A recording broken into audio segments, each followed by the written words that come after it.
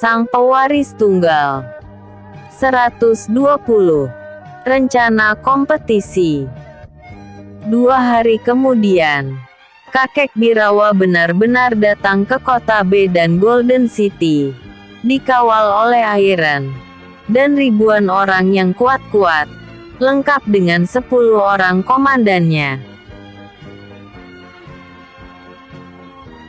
Seluruh pengawal dan petinggi perusahaan level 3 dan 4 tampak berjejer di sepanjang jalan yang dilalui oleh Tuan Birawa itu, untuk memastikan perjalanannya tidak mengalami hambatan. Juga dibantu oleh aparat setempat untuk mengatur jalannya lalu lintas agar tetap tertib dan lancar. Sungguh penyambutan yang luar biasa. Ketenaran Tuan Birawa sampai bisa menghipnotis kita semua hari ini. Benar-benar hebat. Dia orang terkaya nomor 1 sejagat, bersama dengan Tuan Muda Dion, cucunya itu. Jadi wajar kalau dia mendapat penyambutan dan penghormatan yang luar biasa ini. Tidak macam kita, boro-boro disambut. Kalau berani nongol, bisa-bisa ditendang keluar dari sini. Itulah sebagian kasak-kusuk dari warga kota. Juga sebagian besar karyawan perusahaan cabang Birawa Group di kota B, yang dikerahkan untuk menyambut kedatangan Tuan Besar mereka itu. Salam hormat Tuan Besar. Semoga selalu panjang umur. Ucap petinggi perusahaan juga petinggi pengawalnya serempak, sambil membungkuk dalam ke arahnya. Terima kasih. Jawab Tuan Birawa singkat, sambil membuka telapak tangannya sejajar dengan dada. Selamat datang kek. Sambung Dion sesaat setelah kakeknya selesai membalas penghormatan bawahannya itu. Hahaha. Beberapa bulan tidak bertemu. Kau sudah tumbuh semakin gagah cucuku. Sambut Tuan Birawa senang sambil memeluk cucu kesayangan itu erat-erat. Sebaiknya kita masuk dulu ke villa kek, sambil menyeruput teh dahong pau kesukaan kakek itu. Ujar Dion agar bisa lepas dari pelukan kakeknya tersebut. Kalau begitu kakek setuju. Bagus-bagus. Ternyata cucuku tahu menyenangkan hati kakeknya. Hahaha. Jawab Tuan Birawa sambil tertawa senang. Di aula keluarga, villa milik Dion, kota Golden City, pukul 11.58 selang. Kakek Birawa dan para petinggi perusahaan, serta pengawal keluarga, sama-sama memasuki villa milik Dion, dan ditempatkan di ballroom yang cukup luas di villa itu. Setelah semuanya duduk di tempat yang sudah ditentukan, mereka segera disuguhkan dengan hidangan yang super mewah dan lezat, yang diletakkan di atas meja besarnya masing-masing. Tapi belum semua meja mendapatkannya. Aroma yang keluar dari hidangan itu sangat menggugah selera, sehingga membuat yang hadir serasa tidak sabaran untuk mencicipinya, tapi tidak berani melakukannya sebelum diminta. Sambil duduk dan menunggu, para tamu yang ada mengambil kesempatan untuk menikmati suasana mewah di villa itu, dengan mengarahkan semua pandangannya ke seluruh ruangan ballroom tersebut, dan hasilnya tidak bisa dilukiskan dengan kata-kata. Petinggi perusahaan yang sudah pernah datang ke villa milik Dion itu masih juga dibuat takjub ketika memasuki ruangan besar itu. Apalagi yang belum pernah datang sama sekali. Bukan takjub lagi, tapi bagai mimpi di siang bolong. Bagi mereka, villa milik Dion itu bukanlah villa, tapi istana yang dirancang mirip villa. Tapi sebenarnya adalah istana raja, yang kemewahannya melebihi hotel bintang 5, bahkan mungkin bintang 6. Pantas saja, banyak di antara para petinggi perusahaan itu hanya berdiri atau duduk bengong dan takjub ketika melihat segala kemewahan yang ada dalam villa tersebut. Ini merupakan kehormatan yang sangat besar bagi mereka semua, bisa diundang oleh pemilik perusahaan Birawa Group yang kesohor itu untuk menghadiri acara makan bersama dengan pemilik utama perusahaan itu. Dengan segala kerendahan hati semua mengakui bahwa Tuan Besar, juga tuan muda mereka, adalah orang yang sangat beruntung, karena ditakdirkan menjadi orang sukses dan kaya pada saat ini. Di dalam hati mereka juga mengakui bahwa mereka juga beruntung, karena bisa bekerja pada tuan yang kaya raya tersebut, dan bertekad akan selalu taat dan patuh, juga setia pada Tuan Besar Birawa, juga Tuan Muda Dion. Kini jam sudah menunjukkan pukul 12.20, tapi acara makan belum juga dimulai. Para pelayan yang sengaja didatangkan dari restoran dan hotel-hotel yang ada di sekitar kota Golden City belum selesai juga menghidangkan semua menu yang dimasak untuk mereka. Tak lama sesudah itu, semua hidangan mewah nan lezat sudah tersaji di depan mata. Mereka sudah tidak sabaran lagi ingin memakannya. Akhirnya harapan mereka terkabul. Dion melalui para koki seluruh restoran miliknya mempersilakan orang-orangnya untuk menikmati hidangan yang sudah tersedia di atas meja masing-masing. Tak lama sesudah itu, hanya terdengar dentingan suara beradunya sendok dan garpu dengan piring mereka. Dan sesekali, diiringi dengan ucapan kagum dari penikmat makanan itu. Setelah 30 menit acara makan selesai, Tuan Birawa menyampaikan maksud kedatangannya pada Dion secara pribadi. Kedatangan kakek ke sini, selain ingin mengunjungimu, juga ada maksud lain, ujar Tuan Birawa setelah selesai menyeruput teh kesukaannya itu sehabis makan. Apakah sesuatu yang sangat penting itu, Kek? Hingga kakek rela datang sendiri ke sini. Bukankah kakek bisa memintaku untuk datang sendiri ke kota J itu? Jawab Dion heran sekaligus bertanya. Setiap hari kakek selalu gelisah memikirkan akan keselamatanmu di sini. Walau kau sudah dikelilingi oleh orang-orang kuat, tapi kakek masih tetap saja dihantui oleh perasaan takut itu. Maksud kakek, sela Dion keheranan. Menjadi orang kaya dan sukses itu tidak serta-merta membuat orang tersebut menjadi tenang, tapi malah semakin ketakutan. Contohnya kakek ini. Jawabnya bijaksana tapi terkesan penuh sindiran pada diri sendiri. Karena rasa takut yang berlebihan itulah, kakek merekrut belasan ribu pengawal dari berbagai macam keahlian, juga negara. Tak peduli apakah itu dari negara ini, atau negara lain. Yang penting, keinginan kakek itu terwujud, yaitu terlindungi. Tujuannya adalah agar tak seorang pun berani mengancam kakek, apalagi mendekati kakek dengan niat jahat. Dan ternyata, cara kakek itu memang benar-benar terbukti. Perusahaan kakek semakin maju dan disegani, sekaligus ditakuti oleh semua kalangan. baik dari dalam maupun luar negeri.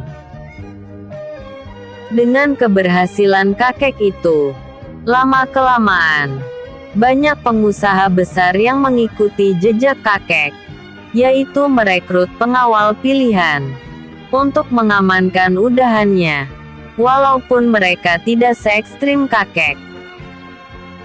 Para pengawal itu tidak seluruhnya dikerahkan untuk mengawal kakek, tapi juga ditempatkan di perusahaan semua kota besar dan cabang milik kakek dulu.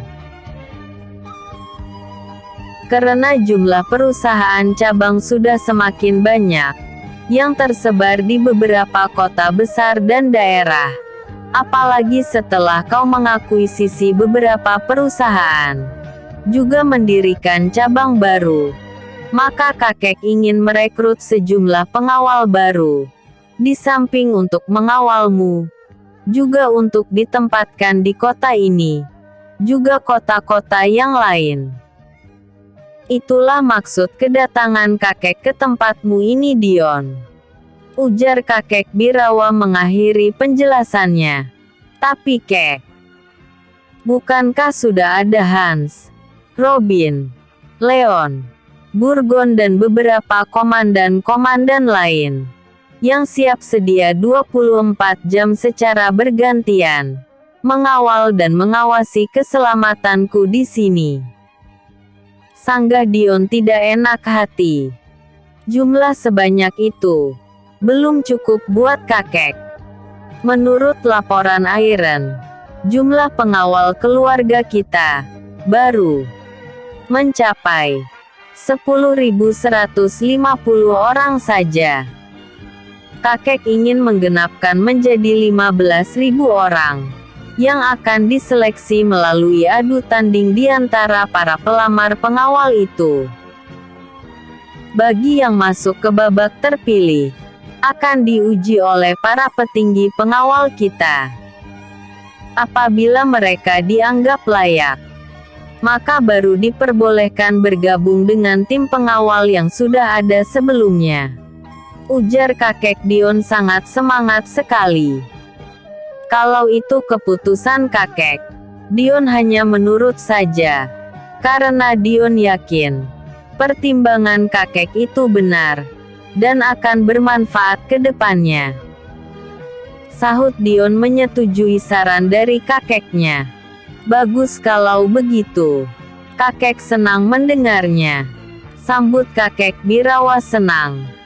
Iron, sesuai dengan rencana, kau umumkan pembukaan lowongan pekerjaan ini ke seluruh dunia.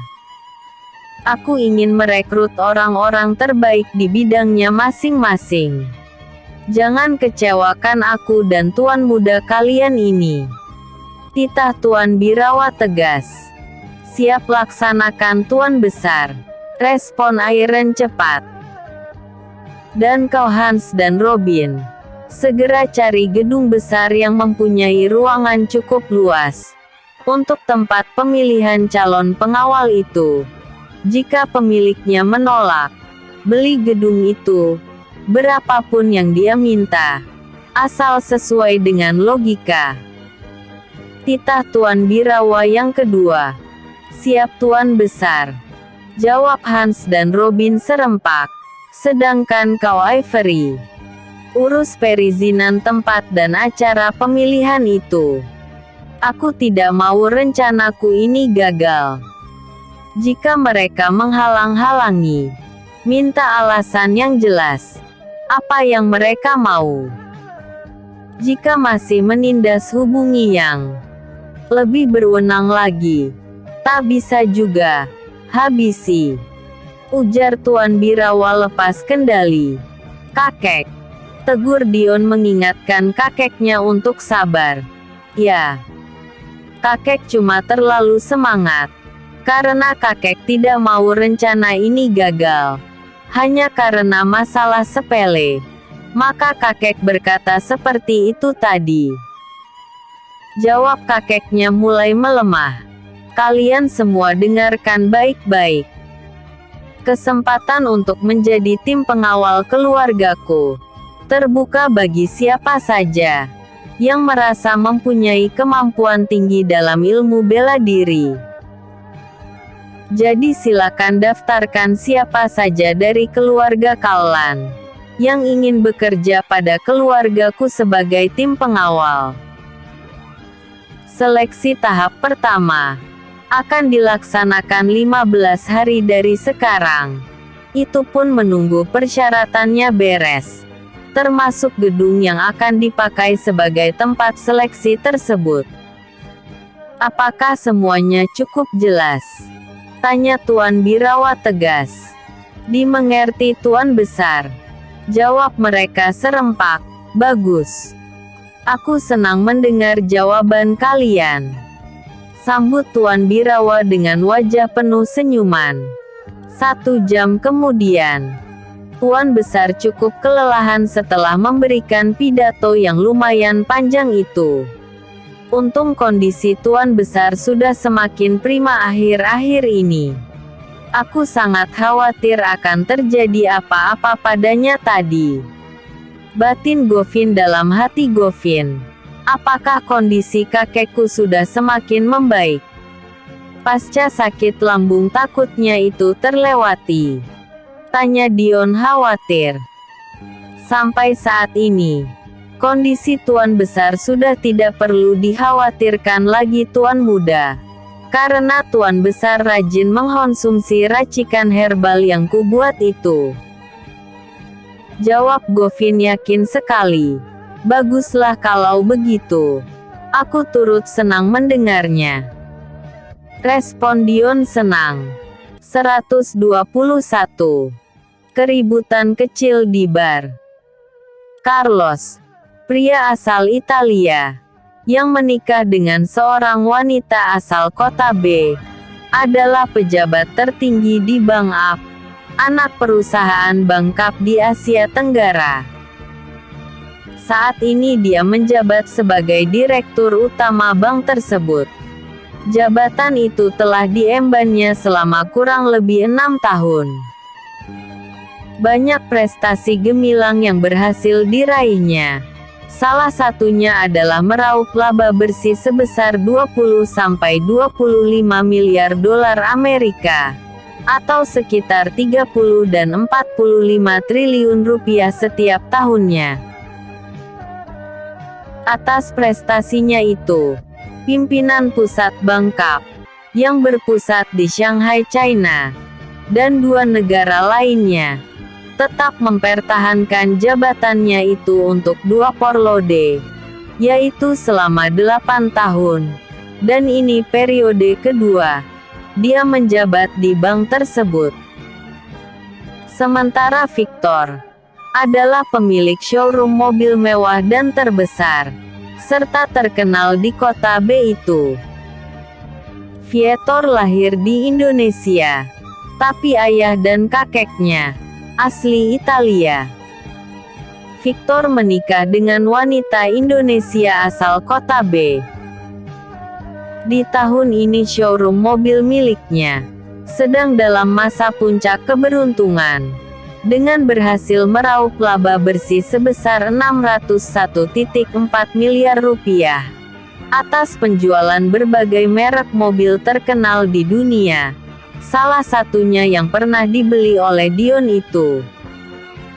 Carlos dan istrinya dikaruniai 2 orang anak, 1 laki-laki dan 1 lagi perempuan. Yang laki-laki bernama Eric Van Carlos, sedangkan yang perempuan bernama Anna Van Carlos, sama-sama berwarga ayahnya. Sedangkan Victor dikaruniai seorang anak laki-laki tampan, yang bernama Pramudia, yang bermakna pintar atau hikmat, tapi sayangnya mempunyai perangai buruk di masyarakat dan lingkungan pergaulannya. Beberapa tahun ini, dia dikirim oleh ayahnya untuk meneruskan pendidikannya di Italia. Tapi di sana, dia bukannya belajar, tapi malah melakukan hal-hal buruk, yang bertentangan dengan norma yang berlaku. Sementara uang kuliah makan, semester dan sewa apartemen terus dikirim oleh ayahnya dalam jumlah besar. Tapi digunakannya untuk mabuk-mabukan, judi dan membeli obat-obat terlarang. Selama masa pendidikannya itu, dia banyak terlibat masalah di sana. Salah satunya adalah bergabung dengan sindikat perdagangan obat-obat terlarang dan barang-barang haram lainnya. Karena perannya di sindikat itu adalah sebagai pemasok, sekaligus penampung obat-obat terlarang itu, dia menjadi buruan aparat setempat. Di suatu malam, terjadi baku tembak antara kelompoknya dengan belasan polisi yang ingin meringkusnya. Tapi dengan cerdik, dia berhasil meloloskan diri bersama dengan 4 orang anak buahnya. Sedangkan 90% anak buahnya yang lain mati terbunuh dalam insiden baku tembak tersebut. Karena markas dan orangnya telah diketahui oleh pihak berwajib di sana, Pramudia dan 4 orangnya melakukan penyamaran untuk melarikan diri keluar dari Italia menuju Perancis. Setelah beberapa hari melakukan penyamaran dan mencari informasi di Prancis, akhirnya Pram dan ke-4 kawannya berhasil meninggalkan Italia dan Prancis menuju kota J. Kini, sebulan sudah Pramudia, atau yang biasa dipanggil Pram itu tinggal bersama orang tuanya di kota B. Tapi mereka tidak mengetahui apa yang dilakukan oleh Pram di Italia itu. Yang ayah dan ibunya tahu adalah, saat ini Pram sedang cuti semester, dan ingin menghabiskan waktu bersama mereka. Sedangkan ke-4 kawannya itu, diakui sebagai bodyguard atau pengawalnya. Tapi mereka tidak tinggal di rumah Pram, melainkan diinapkan di tempat lain. Dalam beberapa hari ini, sikap Pram cukup baik bila berada di depan orang tuanya. Tapi begitu keluar, sifat aslinya kembali muncul. Saat ini, Pram sedang berada di bar milik ayahnya, bersama dengan kawan-kawannya itu. Kedatangannya ke bar tersebut, tentu saja membuat suasana menjadi heboh. Betapa tidak heboh. Di bar itu, Pram meminta untuk dilayani sebagai bos, dengan meminta seluruh pekerja wanita duduk menemaninya minum di salah satu ruang VIP, termasuk juga 3 orang wanita cantik yang sembarangan saja diseret untuk masuk ke ruang VIP Pram itu. Tentu saja manajer di bar itu keberatan. Walau dia tahu bahwa Pram itu anak dari pemilik bar tersebut. Tapi apa daya, Pram tetap memaksakan kehendaknya. Lapor bos. Tuan muda Pram saat ini sedang berada di bar, dan meminta seluruh pekerja wanita untuk menemaninya minum-minum di sebuah ruang VIP yang sengaja dipesannya itu. Yang lebih gawatnya lagi, Tuan muda juga memaksa putri bankir ternama di kota ini untuk menemaninya minum. Kalau sampai masalah ini terdengar di telinga bankir tersebut, masalahnya bisa runyam bos.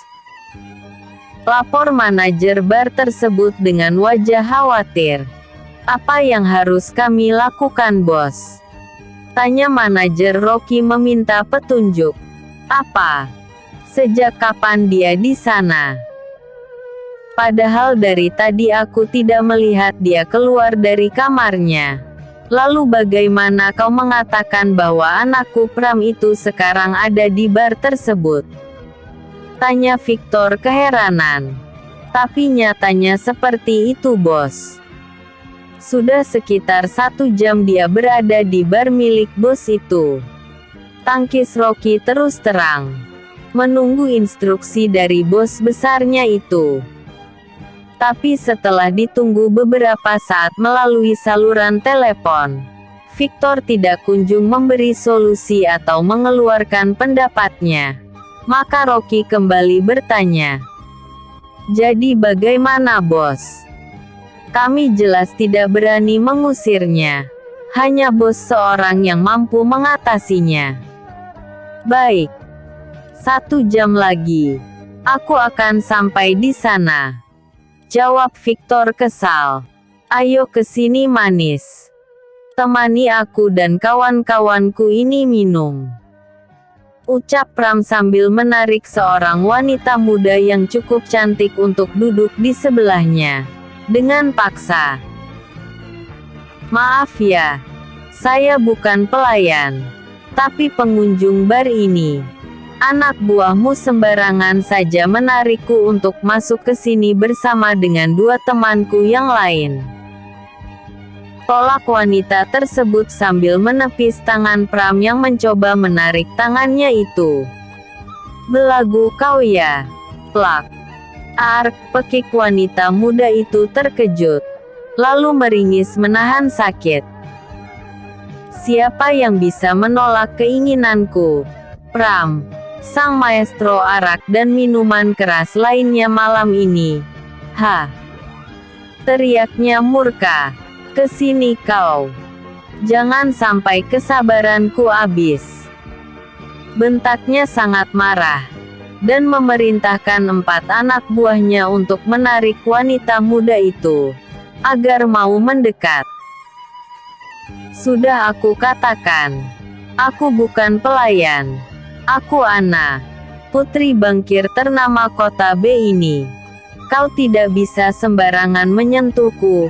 Kalau tidak, kau akan tahu akibatnya," bantah Anna marah dan menyebutkan jati dirinya. "Hahaha. Kalau begitu sangat kebetulan sekali. Aku sudah lama ingin bertemu dengan putri dari bangkir tersebut. Yang siapa namanya ya?" Tawa Pram pecah ketika mengetahui siapa gadis yang sedang dirundungnya itu. Tangan Pram terangkat, mencoba mengelus pipi Anna yang mulus itu. Tapi dibentak dan ditepis pemilik pipi mulus tersebut. "Kau jangan kurang ajar. Aku akan menelepon ayahku agar mengirim orang-orangnya untuk menanganimu," teriak Anna marah. "Hahaha." Tawa Pram pecah lagi, diikuti oleh 4 anak buahnya. Kelihatannya mereka tidak terpengaruh dengan ancaman Anna tersebut. "Kalian, kenapa diam saja? Ayo tuangkan anggur dan arak ke gelas kami masing-masing," bentak Pram kepada 12 pelayan bar tersebut dengan marah. "Kalau kalian berani menolak, aku akan lempar kalian dari sini, agar tidak bisa lagi bekerja pada ayahku," ancam Pram dengan senyum licik.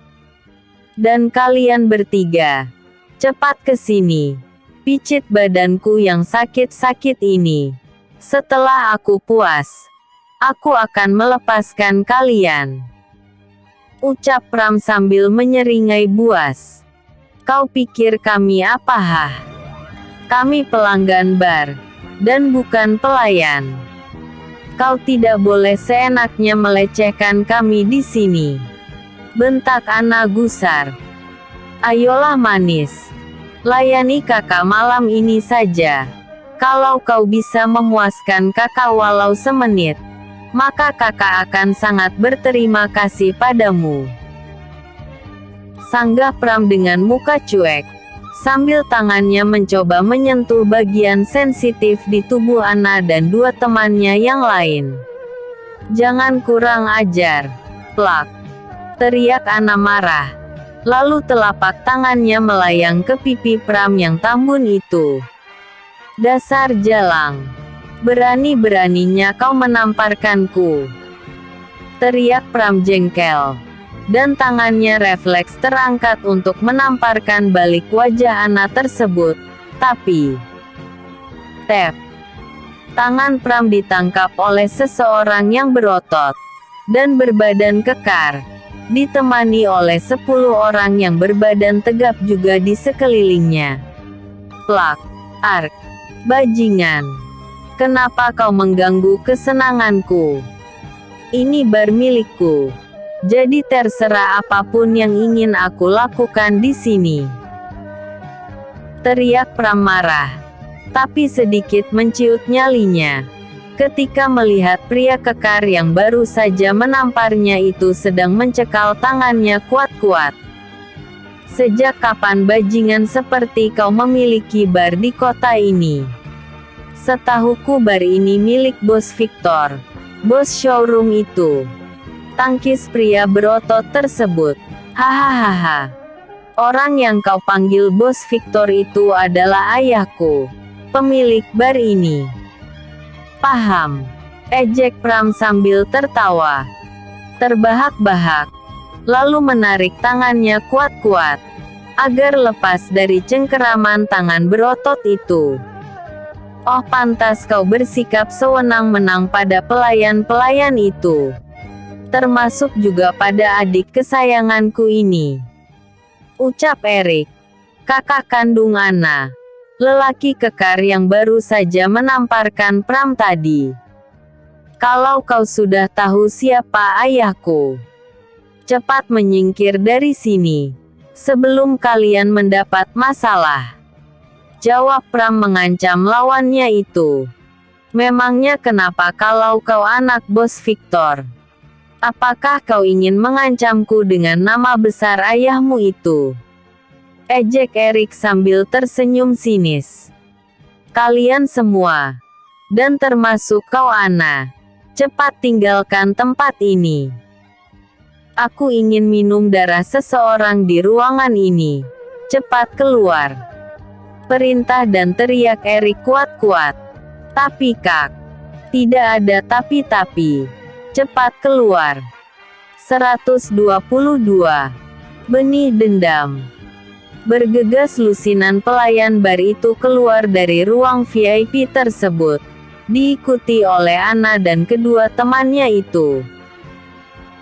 Mereka tidak mau terlibat masalah dalam ruangan itu, termasuk juga Anna, karena dia tahu bagaimana sifat kakaknya terhadap orang yang berani mengganggu adik kesayangannya ini. Anna sudah bisa menebak apa yang akan terjadi pada Pram, juga 4 temannya itu. Maka begitu diperintahkan untuk keluar, mereka, terutama Anna, langsung kabur. Walau Anna sedikit mengkhawatirkan keselamatan kakaknya itu. Erik Van Carlos di kota B ini dikenal sebagai seorang pria yang menyukai pembentukan otot dan tubuh, sekaligus bela diri. Tubuhnya yang berotot itu dibentuk dalam kurun waktu yang lama. Dia belum akan puas bila belum mendapat hasil yang maksimal dalam olah tubuh itu. Setiap hari libur atau hari-hari senggang lainnya, waktunya dihabiskan untuk menempa tubuhnya agar berotot dan kuat. Tak lupa pula memperdalam ilmu bela dirinya di sasana atau perguruan bela diri yang banyak terdapat di kota B itu. Tapi walau tubuh juga bela dirinya sudah kuat, tidak membuatnya langsung sombong. Pembawaannya sehari-hari cukup sederhana, low profile, walau dia seorang anak orang kaya di kota B ini. Tapi bila disakiti atau disinggung, maka taringnya akan keluar, sama seperti malam ini.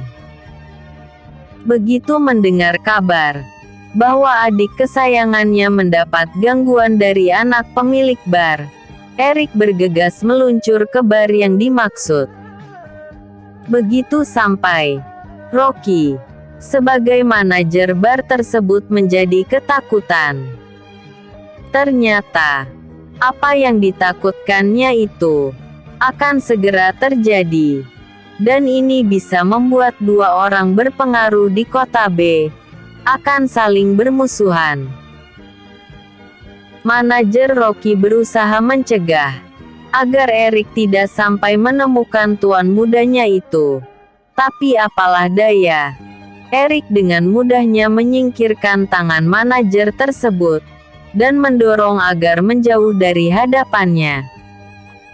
Eric langsung menuju ke ruang VIP yang ditempati oleh Pram tersebut.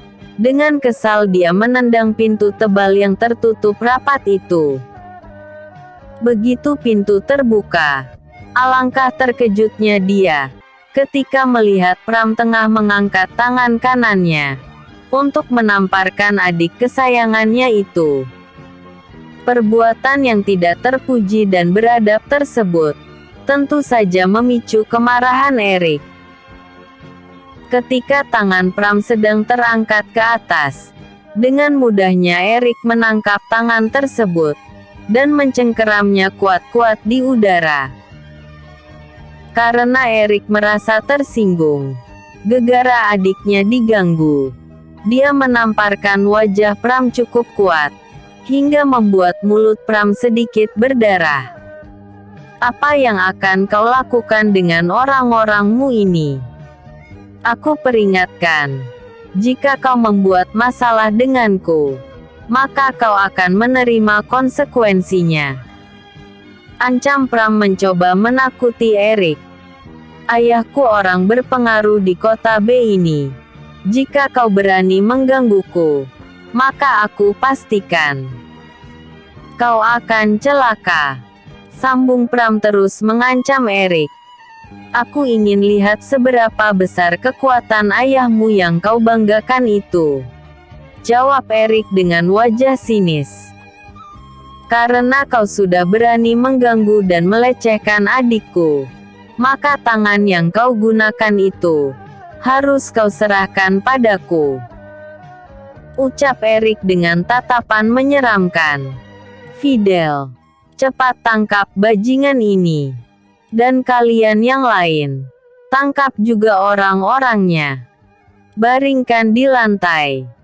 Aku ingin mematahkan tangan yang telah berani menyentuh adikku itu. Perintah Eric pada 10 anak buahnya. Aku peringatkan. Jika kalian berani menyentuhku, maka ayahku akan segera datang ke sini dan membuat perhitungan dengan kalian. Ucap Pram masih tetap mengancam dan mengandalkan nama besar ayahnya itu. Bogem mentah yang cukup keras dari Eric telak mengenai wajah Pram, sehingga membuat tubuhnya ambruk ke lantai. Wajahnya yang semula tampan, kini telah berubah menjadi jelek, karena terdapat darah yang mengalir dari pelipisnya, mengalir ke mata juga mulutnya itu. Buk! Sekali lagi Eric melancarkan serangannya, dengan cara menendang perut Pram kuat-kuat, sampai membuat tubuh Pram terpelanting, dan berhenti ketika menabrak dinding. Tidak puas sampai di situ saja, Eric berjalan mendekati Pram, ingin menendang tubuhnya sekali lagi. Tapi ketika kaki kanannya melayang di udara, tiba-tiba terdengar sebuah suara yang cukup keras di depan pintu ruangan tersebut. Berhenti!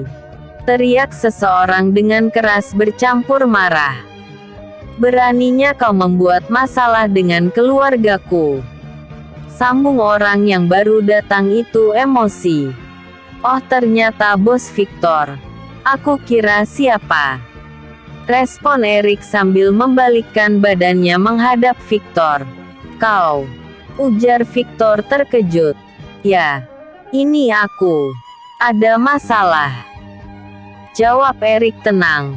Victor tidak langsung menanggapi ucapan dari Eric tersebut, karena dia menyadari siapa Eric yang ada di hadapannya ini. Showroom mobil yang dimiliki Victor itu bisa berkembang menjadi besar karena bantuan dari ayah si Eric tersebut. Jadi kalau dia saat ini membuat masalah dengan anaknya, Bisa-bisa pinjaman yang cukup besar dan sudah jatuh tempo tersebut diminta untuk dibayar saat ini juga. Menyadari kondisi itu, Victor menjadi dilema antara membela anaknya yang kurang ajar itu, atau mempertahankan hubungan baik antara dia dengan ayah dari Erik tersebut. Hati dan pikirannya benar-benar kacau. Mana yang harus diutamakan? Jika membela anaknya, maka imbasnya, perusahaannya bisa tutup. Walau laba yang diperolehnya tahun ini cukup besar, tapi belum cukup untuk menutup semua hutang-hutangnya di bank yang dikelola oleh ayah Erik itu. Maka dengan gontal, Victor berjalan mendekati tubuh Pram, yang sedang merintih kesakitan di samping dinding. Begitu sampai di dekatnya, Victor segera memeriksa kondisi anaknya. Di situ dia mendapati gigi Victor ada satu yang tanggal, bibirnya bengkak, dan pelipis matanya mengalami luka yang cukup lebar. Kemudian dia beralih memandang ke arah Erik dan berkata, "Memandang hubungan baik antara aku dan ayahmu, aku mohon masalah ini selesai sampai di sini saja. Dan masalah ke depannya, serahkan padaku. Aku yang akan memberi pelajaran padanya." Ucap Victor berusaha melindungi anaknya tersebut. "Baik kalau begitu Bos Victor. Karena Anda sudah berkata demikian, maka masalah ini aku anggap selesai. Tapi jika lain kali anak kesayanganmu itu berani menyentuh adikku lagi, dan membuat masalah dengannya, maka aku tidak akan segan-segan untuk menghabisi, walaupun tengah berada di depanmu." "Camkan itu," jawab Erik penuh ancaman, dan langsung pergi. "Baik, aku akan selalu mengingatnya," tanggap Victor sambil mengepalkan tinjunya erat-erat. "Www. Kalau bukan karena masalah utang dengan bank ayahmu, aku tidak akan segan-segan lagi berurusan denganmu Erik." Batin Victor dalam hati, sambil memerintahkan orang-orangnya untuk menggangkat tubuh Pram yang sudah tak sadarkan diri itu. Keempat kawannya diinterogasi dan dipukuli oleh bawahan Victor, karena mereka sebagai pengawalnya dianggap tidak mampu melindungi tuannya. "Aku belum puas kalau belum membalaskan dendam anakku ini pada Erik. Tunggu sampai hutangku habis, dan keuangan perusahaanku stabil. Maka saat itulah, aku akan membuat perhitungan dengannya." Tekad dan dendam Victor membara dalam hati. "Walaupun anakku salah, tapi aku tidak peduli. Pukulan dibayar dengan pukulan, nyawa dibalas nyawa," ujarnya cukup kuat. "Bos," panggil Rocky keheranan. Victor hanya berpaling ke arah Rocky sejenak, kemudian memandang ke arah lain, tidak menanggapi panggilan dari bawahannya itu. Hatinya berkecamuk penuh dengan dendam. Kalau belum dibalaskan, maka hatinya belum akan puas. Tapi ada satu hal yang dia lupakan dalam rencana balasan dendamnya itu. Dia melupakan keberadaan Dion dan orang-orangnya. Tindakan yang akan dia ambil tentu saja akan berakibat fatal nanti, apalagi bagi anaknya, mungkin termasuk juga showroom mobil miliknya itu. Karena Dion sudah menetapkan seluruh wilayah kota B dan sekitarnya berada di bawah kendalinya. Bila ada yang berani membuat masalah dan keributan di kota itu, maka orang-orangnya tidak akan segan-segan lagi untuk menghabisi orang yang telah berani membuat keributan tersebut. Tapi apapun resiko yang akan diambil oleh Victor, sepertinya dia sudah gelap mata dan melupakan apa yang telah menjadi larangan Dion.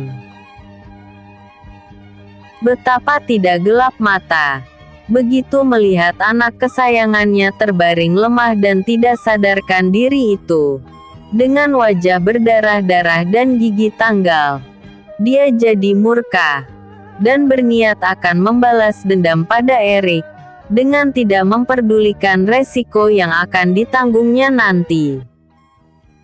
Baginya membalas dendam lebih utama daripada menyelesaikannya dengan cara kekeluargaan atau cara baik-baik. Benar-benar sudah gila Victor itu. Tapi sebenarnya, walaupun dia mempunyai banyak anak buah, tetapi mereka semuanya tunduk pada Dion, karena mereka tidak mau berurusan dengan kekuatan yang maha dahsyat itu. Memikirkan hal yang demikian, maka Victor akan mencari cara lain untuk membalaskan dendamnya pada Erik nanti. Sebaliknya, Erik dan anak buahnya itu juga mengetahui siapa Dion yang sebenarnya.